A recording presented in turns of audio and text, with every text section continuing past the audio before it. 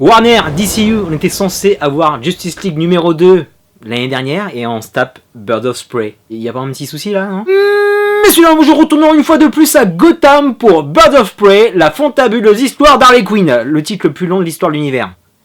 Alors les Birds, ou devrais-je dire le spin-off d'Harley Quinn, parce que c'est limite son film solo, c'est son show à elle, celle qui présente le film, celle qui narre le film, elle est partout la Harley, et même un peu trop sur les comics. Ce n'est pas mon personnage favori, mais j'ai rien contre elle. Et le premier contact que j'ai eu avec ce film était bizarre, parce que les premières photos que j'ai vues de cette production, je pensais que c'était un fan-made, tellement ça sonnait fake. Je me dis jamais ils vont faire ça, quoi, c'est pas possible. Et ils ont commencé à mettre tous les acteurs avec leur gueule, et franchement j'ai flippé ma race, parce que je me suis dit mais qu'est-ce qu'ils sont en train de foutre quoi. Ils remontaient un petit peu avec Aquaman et Shazam, là ils repartent comme en 40 comme dans Suicide Squad. Donc il n'en fallait pas moins pour que le film se fasse casser la gueule d'entrée sans qu'on ait rien vu. Je vais pas me prononcer mais franchement j'étais vraiment négatif. Et finalement, ça en devient une habitude, plus un film se fait défoncer, plus j'ai envie d'aller le voir. Et quelque part j'ai envie de le défendre aussi, et ça me fait plaisir. De te dire qu'il était cool, il était fun, je me suis amusé, c'était sympa. J'en attendais pas plus, j'en attendais pas moins, c'est pas le film de l'année, ni le blockbuster de l'année, j'espère qu'il y en aura d'autres meilleurs que celui-là, parce qu'il était pas parfait, mais il a bien fait le job pour moi. Donc on est ici, dans une vraie suite du mémorable Suicide Squad. C'est bien arrêté, on est dans la tête d'Harley Quinn, une psychopathe lunatique, dans une narration qui est complètement éclatée, un procédé de mise en scène qui était super cool au départ, et qui était un petit peu relou à la fin, parce que ça se répétait un peu trop, des fois t'étais sur une action, et boum, ça cassait la dynamique et ça repartait sur autre chose. Résultat des courses, c'était un peu bourratif, je vous en veux pas là-dessus, plus sur d'autres choses. Vous voyez Harley qui se remettait d'une rupture amoureuse, toujours aussi gueudine et violente, comme on l'avait dans Suicide Squad, c'était la seule bonne chose qui avait fonctionné dans Suicide Squad. Margot Robbie avait joué le rôle à fond,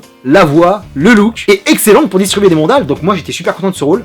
Et s'il y en a une qui devait bien survivre à ce marasme, c'était bien elle. Donc quelque part elle le mérite ce film. Elle prend beaucoup de place dans le film, c'est elle la star, la majorité des scènes vont se faire avec elle, mais elle n'est pas seule à la fête, il y a d'excellents personnages secondaires, il y en a d'autres beaucoup moins. Une excellente Black Canary, Dinah Lance, Dinah Drake. La meuf est excellente, que ce soit dans le chant, que ce soit dans l'écrit, si tu vois ce que je veux dire. Et très bonne dans le fight, elle est pratiquement pas doublée, la meuf est très à l'aise. Parce que j'ai connu très jeune dans Friday Night Lights et True Blood. De la voir ici, ça fait vraiment plaisir. Une qui est toujours au niveau et qui fait très bien le taf, Mary-Elizabeth Winstead. Partout où elle passe, c'est la classe. Là encore, elle défonce l'écran. J'ai kiffé son personnage de Huntress. Carrément, si vous lui donnez un solo, je signe direct. Très bien caractérisé, très badass. Elle utilise parfaitement une arme que je kiffe, l'arbalète. Je valide totalement Mary-Elizabeth. Elle était beaucoup plus à l'aise que dans Gemini Man. Alors, une, ça va être le verre à moitié plein, parce que je suis fan d'elle. Comme à peu près tout le monde sur cette terre, j'étais amoureux d'elle dans The Very Thing. Fight the power! Cette scène.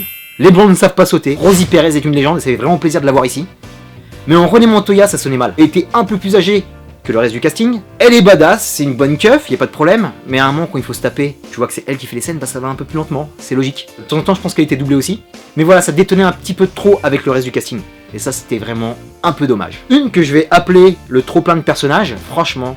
La gamine, mais totalement antipathique. C'est pas une très bonne actrice. T'as envie de lui mettre des baffes, et limite, qu'est-ce qu'elle fout là, quoi. Même le côté je rends Harley Quinn un peu plus humaine, ça fonctionne même pas. Harley Quinn est beaucoup plus touchante, avec sa hyène qu'elle récupère à la fourrière, qu'avec cette petite garce. J'ai été un peu vulgaire. Petite vilaine. Donc elle, franchement, ça le faisait pas du tout. Côté bad guy, Evan McGregor, excellent. Et dans le monde complètement loufoque et psychédélique d'Harley Quinn, donc cette version de Black Mask fonctionnait parfaitement, même s'il manquait quelques petites choses. On voit pas assez de lui. Alors que c'est le Big Bad, c'est une excellente raclure, mais ses motivations ne sont pas assez claires. T'aurais dû m'en donner un peu plus quand même. Et surtout, c'est Evan McGregor, donc tu le payes très cher, donc on voit sa gueule. Et le masque qui était très joli, bah il le porte pas souvent. Et ça aussi, c'est décevant. Grosse déception, parce que c'est un bon acteur de série, t'es dans Six Feet Under. Chris Messina. Zaz, ça aurait pu le faire, mais je sais que je veux pas un copier-coller. Je suis pas exigeant là-dessus. Mais bordel, Zaz, il est chauve. Il a plein de cicatrices sur la gueule aussi. Le mec, on voit ses cicatrices très bien sur son corps. Il a pas la gueule très marquée. Et c'est quoi cette coupe de blond peroxydé dégueulasse? On aurait dit un acteur de Roméo et Juliette de Baz Luhrmann. Qu'est-ce que c'était moche. Zaz dans Gotham, il fait flipper sa race quand Zaz débarque.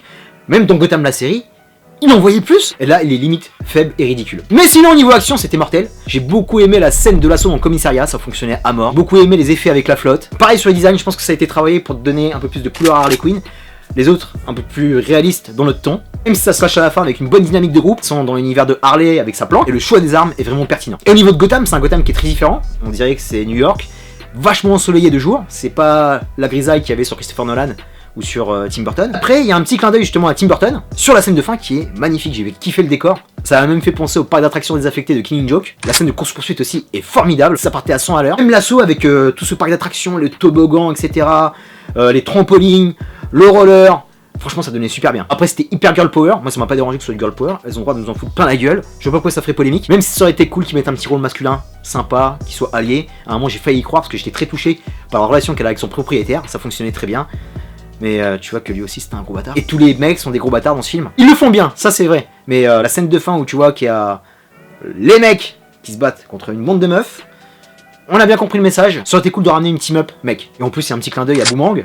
Peut-être un membre des Suicide Squad qui allait débarquer. Obligé de faire un big up à Jay Courtney, un des meilleurs acteurs de tous les temps. Et c'est dommage qu'ils aient raté cette petite scène, ça aurait été cool. Je pense qu'on a fait le tour de la question sur les Birds. Et nous allons conclure, mon ami. Car de mon côté, c'est réussi, ça va peut-être donner des idées pour développer, je sais pas, Gotham Sirens ou les Black Canary. Mais trop plein de personnages, attention. Parce que ça peut faire une overdose. Ah, elle se serait très bien débrouillée à 3, par exemple. Donc le DCU, c'est très bien, il y a vraiment du gros progrès.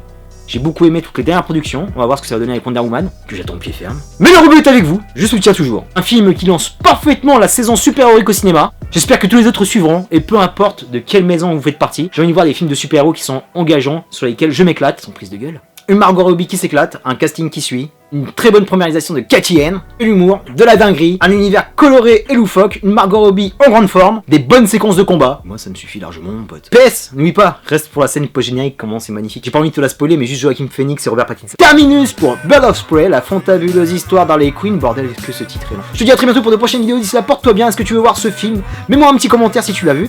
Dis-moi que tu le détestes d'avance et que tu vas pas aller le voir aussi, ça me fait plaisir, ça me fait rire. Merci pour tes likes, tes partages, tes commentaires, je t'envoie un magnifique peace and love. DCU, DCU, DCU.